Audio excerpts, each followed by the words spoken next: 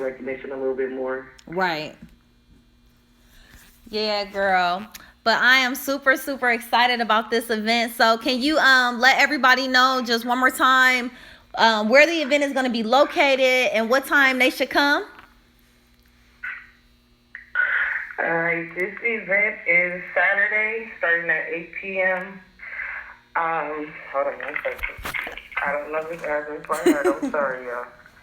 Nope, it's good. I got it. It's 555 South Cleveland, Massillon Road. And it's at the St. Thomas Center.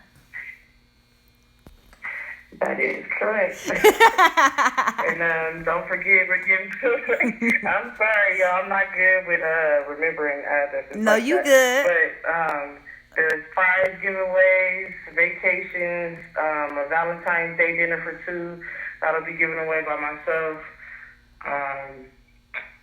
DJ, comedian, just fun, different sponsors there, which you will be there as well. Right? I will definitely be there. Also, I have 2 giveaways for you as well from one of my sponsors from the Pink Door Nail Spa.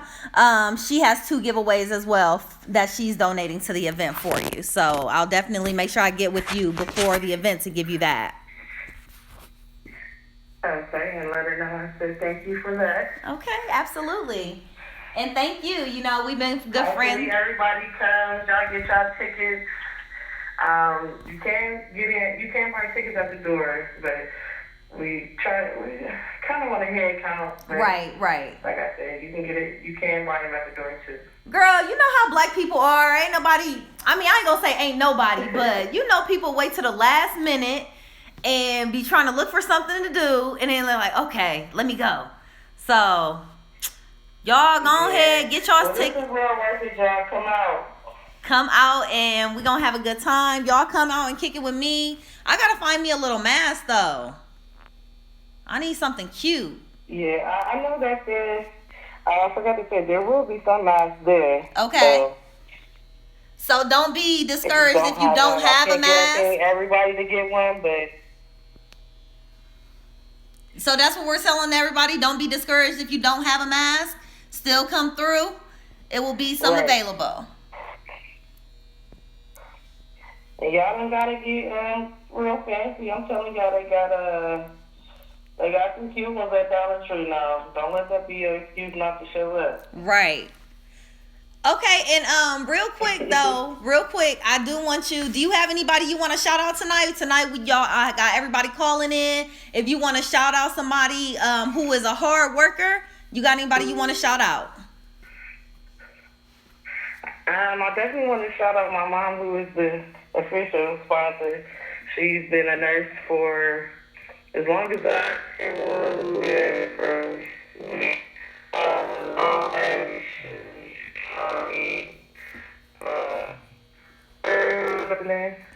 She works at a nursing home. She's a very hard worker. I've been working with her for years. Denitra Bishop. Everybody, y'all know, we all work together and we stay at a job somewhere. Okay. Well, thank you so much, girl, for calling in tonight to promote your event. We appreciate you. I will definitely see you at the event, but before, so I can also give you these giveaways from the Pink Door Nail Spa. All right, thank you for having me. All right, girl. You don't got to hang up. I'm just going to put you back into the queue. All right, thank you. All right, yep. All right, you better not stand me up on this event, Brody. And you might as well tell your boo, or so she can come too. I'll be the third wheel. Third wheel? How many? You was always the third wheel with me. Always. Yeah, so that's cool. I don't mind. Always. Growing up, that was bullshit. How many of y'all out there have ever been the third wheel? Third wheeling it. Ain't nothing wrong with third wheeling it sometimes. But how long? How many third wheel dates is too many? Like, because I've been on a lot of. How many have you been on? Like, you've been on actual third wheel dates? Like dinner out with a whole couple and you just sitting there by yourself like that? Is they like sitting there feeding each other and holding hands, kissing at the table, and you just sitting there looking at them. Just like this. On the phone. Oh, that has happened to You you? got the camera on me? Yeah. Oh. Okay. Yeah. Okay, I'm live. Yeah, you live. All you right, live. let's get back to this. What we talking about? Okay, we still talking about these underappreciated occupations. You got anybody you want to shout out? I think teachers are one of the most. Teachers? Yeah. Okay. I think that's why we got a lot of shitty teachers, because they don't get paid. They don't get paid enough to take care of all these badass kids. Man, you know what's so crazy is that I remember when my daughter was going to Crouse, that a teacher actually told them that literally that she wasn't getting paid enough to do something. I can't remember exactly what it was, but she said those words. I'm like, I'm thinking my daughter was, like exaggerating. She was like, kept telling me like, no, mom, she said those words. She said that. I'm like, what? But yeah, I went up to the school about that. Like, how you gonna tell these kids that you're not getting paid enough money? What did the teacher say about that? I didn't talk to the teacher. I actually talked to the principal about it. Uh-huh. But the principal said, of course, they was gonna talk to her. But it was at the end of the year. But I'm just like, you really just told the kids that, like, that's not giving them no hope. You just don't care because you ain't getting paid enough. That's crazy. That is so crazy. But they don't get paid enough. But still, They're just to tired verbalize of it. that to some They're kids. tired of it. Kids it's some reckless ass kids in these schools. It is. And you know what? And I do agree with you 100% on that. Reckless ass kids. Do you think it's the kids' fault or the parents? It's the parents' fault. For letting them? Because those be the parents that those be the kids that be bad as hell in school, and then something happened in school, like something the teacher will try to tell the parent about, and the parent will flip it on them and try to get pissed off at the teacher. You get what I'm trying to say? Yeah. Why you look at me like that, then? I'm recording. You don't need to be recording like that. How am I recording? You don't look like you know how to record. I don't. I be going back watching my videos. They be all shaky. Like my angle ain't good right now. How you want it? This way? I like my right side. Okay, no, come on, put it up regular and let's get this show going. I can't because it keep cutting off and then it pauses and then I'm trying to do this. I'm trying to do all this at once. Set it up for you, then. Flip the camera over. Okay, but you still got to make sure you freaking.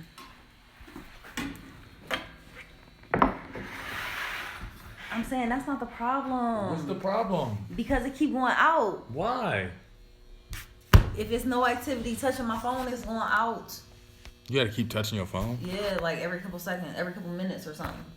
But anyways, y'all, if you guys want to call in tonight and shout out your people who work hard out there and you feel like they are underappreciated, call in. The number is 646-787-8528. And all you have to do is press 1. Again, that number is 646-787-8528. We do have a caller on the line. I'm going to go ahead and pick up on. Hello, caller. Hey there, how are you guys? Hey, good. How you doing? I'm awesome. It's a great day. Yes, girl. Good to talk to you. That's so funny. I've been talking about you all day. No way.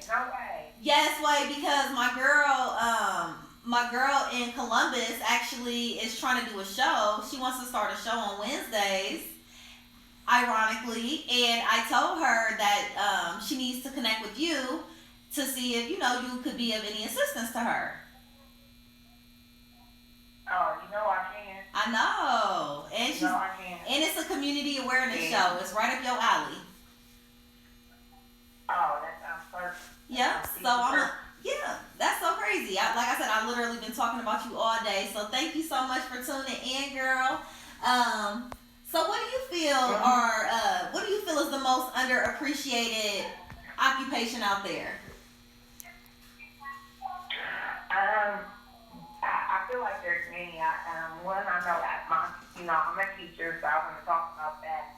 But I often tell my students about our custodian. I don't call them janitors. I think they're more appropriate term these days are like facility managers, but I have to remind my students that, their mother does not work at the school. It is not the custodian's job to clean up after you. They have to fix toilets, they have to fix windows, they have to fix doors, they have to fix all types of things in the building. Mop the floors, make sure everything's ready to go. They have a lot to do. So to be cleaning up after kids, they can clean up after themselves. That's not what's up. And so I try to celebrate my custodians the best way I can. I make sure my students know their names. Say thanks to them. Also the lunch ladies as well. Just some of those positions people take for granted, but if it wasn't for them, we wouldn't be up and running. If the custodians went on a strike, we would be in some trouble. And I don't think that we think of, we don't think about that. We just take those things for granted. So I know for sure the custodian, aka the facility managers at schools and hospitals and places like that, they're underappreciated. And we really don't, we forget that without them, these places cannot operate. They can't operate. Yes. And then I want to speak on, ironically today I did tell my kids that, my thing that I tell my students is more so I get paid too much money to do this. So I'm not a babysitter, right? When I think of daycare centers, unfortunately, they don't make a lot of money, and I get paid quite a bit of money. I feel like quite a bit for what I do. I do what I love, but also, I take into account that I'm off every summer, I'm off every winter. You know what I'm saying? I'm off every holiday. And though I'm off all of those things, I still get a paycheck every 2 weeks like clockwork. You know what I'm saying? All throughout the summer, I get a paycheck. You see what I'm saying? So, and when I'm not working, so if we really looked at what my, a person's income is, based on how often they work, it looks a lot different. Now, I'm still saying teachers are underpaid, but a lot of times, like I tell my kids, I get paid too much money to come in and babysit or come in. I'm not a referee, so I'm not refereeing your bouts all day. You know what I'm saying? You and this person going back. I'm paid to teach. That's what I'm paid to do. And then, but what things that I think, I do think teachers are, they are underappreciated. One thing I know too is that dealing with disrespectful children, that's not on my to-do list. And I know that parents are not aware of some of the things that their kids do when they come to school, and the way they talk to people, and the way they talk to adults. I had a situation this girl basically was very disrespectful to me in front of the entire lunchroom. Every day I sit down with the students and I eat the school lunch in the lunchroom with the kids. You know what I'm saying? This is 95% of the time.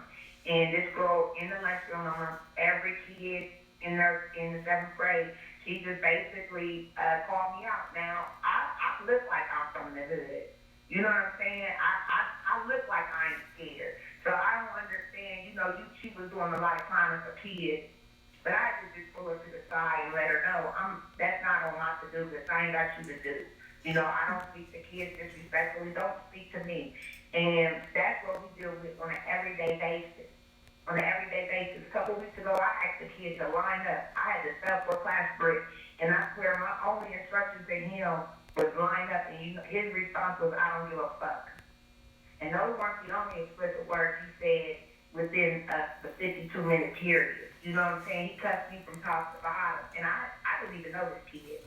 So I didn't take it personal. I figured you got issues. You don't know me. You've never seen me before. Well, you've seen me before. I ain't never been in your classroom. But these kids, they're out of control. And so with that being said, I get paid to come in and educate. I don't get paid to come in and referee all day or deal with discipline violence. People need to make sure that their kids know how to behave. And it goes back to when we were coming up, our parents told us, when you get to school, your teacher is your parent. And I'm not saying some of these teachers are jacked up. I do know that. But for the most part, you know, the kids don't come to school and they don't respect their teachers, and it just makes it very hard to do what we are paid to do. You know what I'm saying? Okay, so tell me this. So do you feel, because you just said, like, you know, you don't come to school to babysit, and which I do agree 100% with you. But do you think that nowadays, like, a lot of teachers, they just don't have the patience to deal with these kids? You know what I'm saying? Like how far are you willing to go? Like, I know you're not there to babysit, but how far are you willing to go to mold these kids? You know what I'm saying? Because a lot of times it's not the kids' fault. They don't even have the guidance at home. They don't have the parents even taking the time with them at home. So, you know, how far are you willing to go? I go the extra mile. Mm-hmm. You know what I'm saying?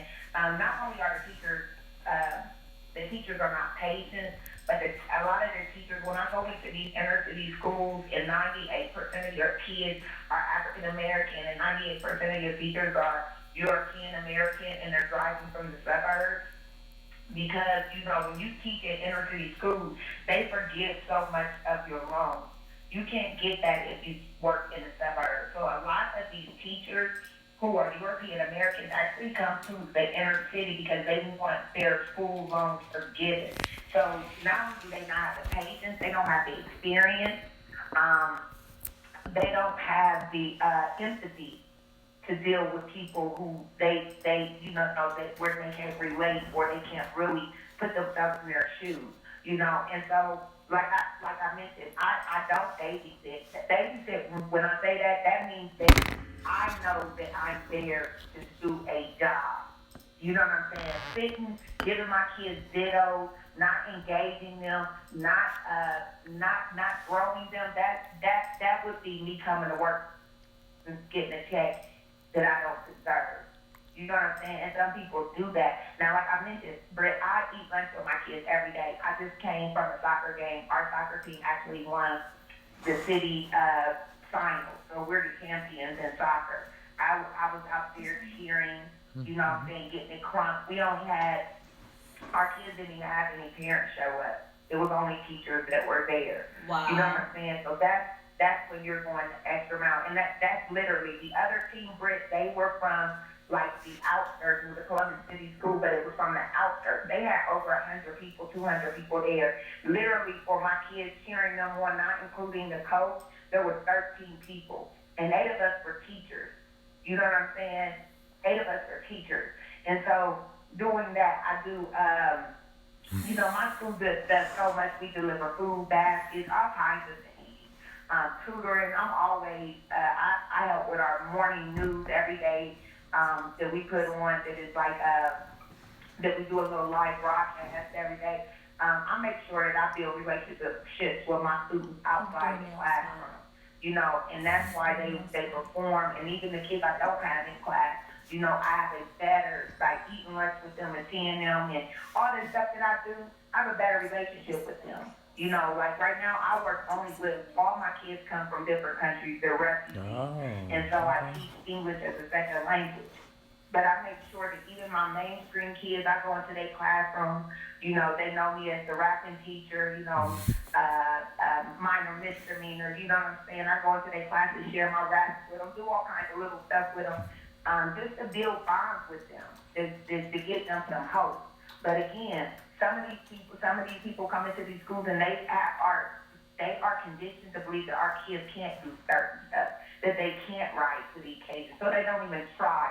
And that's what I call babysitting. If I walk in your class and the kid is asleep, you're babysitting. I get paid too much. You know, I don't get paid to babysit. I get paid to teach. And so, you know, we are. If you want to be an effective teacher, you must go the extra mile. You must build relationships with your kids outside the classroom. And that's what I've been doing since I started teaching. And that's what I do. I love my job. And that's what it's all about, to be honest with you. Like, I remember, like, one of my favorite teachers, and at the time, she was definitely not my favorite teacher, because she was mean. You know, everybody thought she was mean. Probably all terms. Mrs. Mabry, I'll never forget her, but she was my 4th and 5th grade teacher, and I can remember, like, she was so mean. I swear, like, you would do your homework. If it was sloppy, if you turn some sloppy work in to this teacher, Mrs. Mabry, oh, she will boil your shit up. Do you hear me? In your face. And make you, and hand you another paper and make you redo it. You can't even use that paper to copy your answers. You know what I'm saying? Like, she didn't play no games, none of that. Like, this teacher was all about her business. But from this to this day, I have good handwriting because of her. You know what I'm saying? It's like a lot of things happen because of her, because of the things that she instilled in her class. Like, she was a very strict teacher, but she was a good teacher. And I don't see that anymore. You don't see teachers nowadays who care. Like, everything that you just described, like, that's a rarity. You don't see that anymore. To me, not in these, like you said, not in these inner city schools, not in these public schools. You don't see that. Not to me. I'm sorry. One reason why you don't see it, Britt, is because we don't encourage our kids to go into this profession. It's a noble profession. I have to remind people that I'm a civil servant. I serve the people. I work for the people. You know, and that does mean that when I went in this profession, when I spent all this money to go to school, I went into this knowing that I would not become rich. But I also went into it knowing that this is what my community needs. So I would be willing to sacrifice some of those earthly things. You know what I'm saying? Knowing that my blessing will be greater. You know, and I may not seek it here on earth. That may be something that comes after I am long and gone. You know, after I leave and I transition. But I will be blessed for these things. But it's not about monetary. It's about fulfilling a duty to your people. We need teachers who look like us. And it's just hands down. And the reason why people that look like me don't go into this profession because there's this idea that we don't get paid money. And I know teachers maybe it won't be, it's not a lot of money to other people, but $80,000, $90,000 a year. You know what I'm saying? And again, and that's not including extra money that they might get from the extra stuff that they do within the teaching. But that's just their salary since they've been teaching so long or something like that. You know what I'm saying? But again, you're off every summer. That's your opportunity to go make even more money doing something else or teach the summer. We are live. You know what I'm Make saying? sure to go But subscribe. you're off every Ear Candy time. Radio. You're off every winter. When the weather's bad, I don't go to work. You see what I'm saying? When the weather was hot, it's doing half a day with kids. You know what I'm saying? And I'm still getting paid. Right. So we got this myth, like teachers, like we tour, you know what I'm saying? And it is a struggle. I'm not saying that it's not, but I'm saying it is a noble profession that I get a reward that is greater than any monetary thing that, you know what I'm saying? It's greater. It's a great, noble, feeling position. And so the fact that we don't have a lot of people that look like us that go into these professions, that's why our schools look the way that they do. We got these white people, excuse my language, European Americans, coming from the suburbs just so that they can have their loan forgiveness, not because they care. Or you got the opposite. You got somebody who want to save somebody. I don't need nobody to save my people. You're not the great white hope. You see what I'm saying? I don't need you feeling sorry for me. I need you willing to put yourself in my shoes. It's not your job. This is not manifest destiny. You are not the one bringing the light. You see what I'm saying? You are not the answer to all problems, the answer to humanity. That is not who you are. So don't come into our schools thinking that, I'm here to help these little poor, black kids. No, we don't need that. We need somebody that is willing to stand up for social justice, willing to stand in our shoes. Right? That's what we need. Man, I be doing because I'm on the media team, I get to do shit to piss my white counterparts off every day. The last thing I did, Rich, that we got us under